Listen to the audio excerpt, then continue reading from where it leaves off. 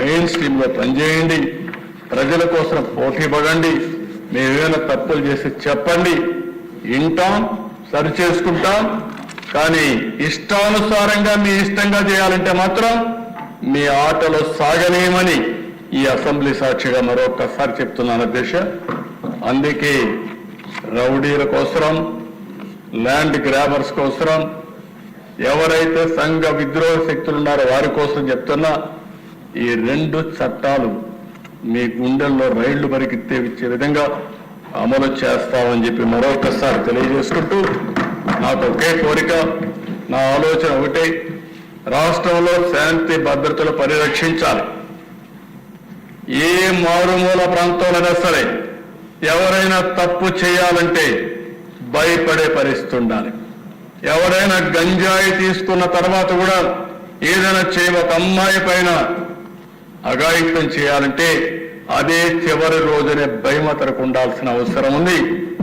అదే మరి సోషల్ మీడియాలో పెట్టి రెచ్చగొట్టి ఆడబిడ్డల అశ్లీలమైన ఫోటోలు కూడా ఇటీవల మీరు చూశారు. ఓసారి బాధ వేస్తుంది, ఆవేదన వేస్తుంది.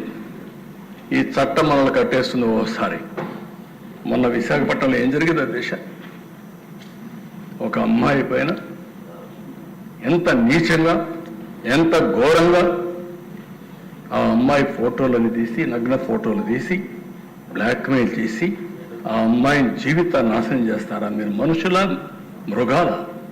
మృగాలు మీకంటే బెటర్. ఆ విషయం మీరు గుర్తుపెట్టుకోవాలి. అందుకే చెప్తున్నాను అధ్యక్ష, నాకు కూడా అర్థం కావడం లేదు. ఇంకా వీళ్ళు చేసే పనులు చూస్తూ ఉంటే చాలా బాధ వేస్తుంది, ఆవేదన వస్తుంది, ఆవేశం వస్తుంది. కానీ మళ్ళీ బాధ్యత ఒకటి వస్తూ ఉంది అధ్యక్ష. అందుకే నేను చెప్తున్నా, తల్లిదండ్రులు కూడా విజ్ఞప్తి చేస్తున్నా, మన పిల్లల్ని ఇప్పుడే మాధవరెడ్డి గారు చెప్పినట్టు ఒక మాట చెప్పారు, చిన్నప్పుడే మత్తు ఇంజెక్షన్ ఇచ్చేయడం. చిన్న పిల్లల్ని 2 ఏళ్ళు, 3 ఏళ్ళు, 5 ఏళ్ళు, ఏంటి ఇవన్నీ? ఈ అఘాయిత్యాలు ఎక్కడికి పోతున్నాం? ఎప్పుడన్నా విన్నామా ఇవి? ఎంత దారుణం అంటే అలాంటి దారుణానికి వచ్చాం. అంటే ఒక విధంగా చెప్పాలంటే ఒక నీచమైన ఆలోచనలు కూడా వచ్చే పరిస్థితి వచ్చింది. ఇది పోవాలంటే నేను ఒక మాట చెప్పాను ఒకప్పుడు, break silence, talk about AIDS అని చెప్పాను. అప్పుడు ఆ ఎయిడ్స్ అనేది పెద్ద స్టిగ్మా, ఎవరు మాట్లాడరు. ఎయిడ్స్ మాట్లాడితే మమ్మల్ని అనుమానిస్తారు.